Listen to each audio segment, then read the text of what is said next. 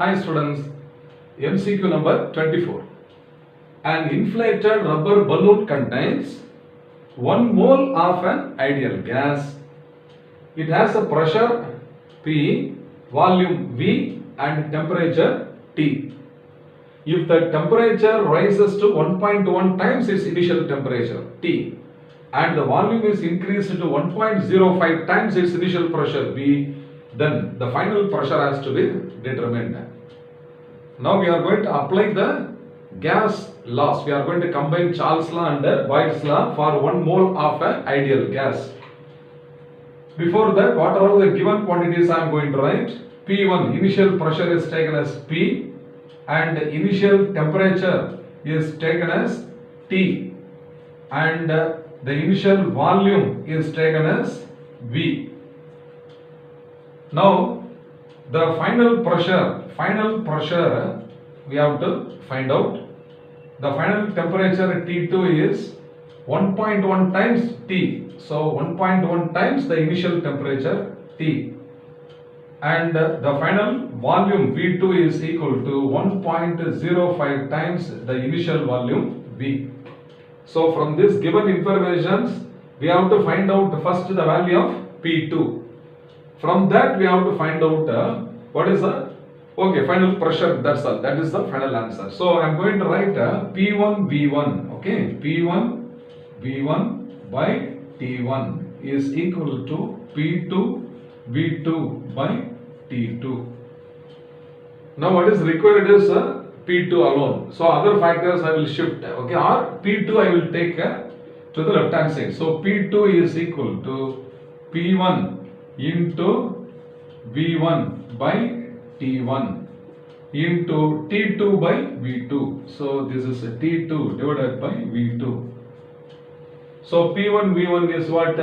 P into V. So this is P into V into temperature T2. What I have to write? 1.1 T. So this is 1.1 times T whole divided by T1. So that is equal to T multiplied by V2. So V2 is 1.05 times the initial volume. So some factors get cancelled.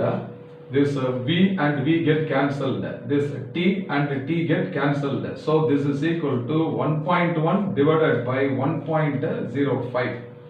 1.1 also can be rewritten as 1.10, isn't that? Decimal places.